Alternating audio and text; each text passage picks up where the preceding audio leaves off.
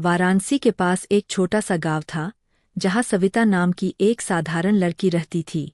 शांत स्वभाव, मासूम चेहरा और बड़ी बड़ी आँखें, लेकिन उसकी आँखों में कभी कभी एक अजीब सी चमक दिखाई देती थी, जैसे कोई राज छुपा हो। सविता को हमेशा से सांपों से अजीब सा लगाव था। गांव के लोग जहां सांप देखकर डर जाते थे, वहीं सविता उन्हें बिना डर के देखती रहती। एक रात सावन की पूर्णिमा थी।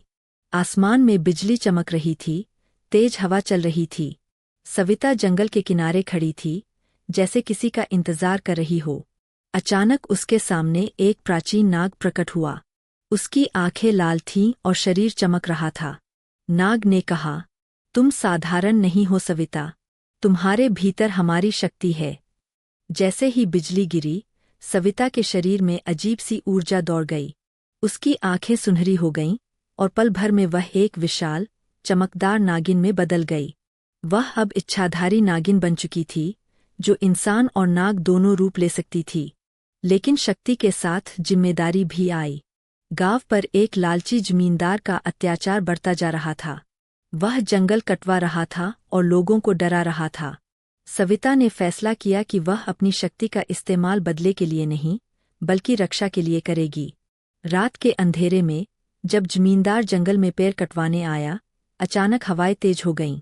उसके सामने एक विशाल नागिन खड़ी थी, जिसकी आंखें आग की तरह चमक रही थीं। डर के मारे जमींदार भाग खड़ा हुआ और कभी वापस नहीं आया। सुबह जब गांव वाले जागे, तो जंगल सुरक्षित था।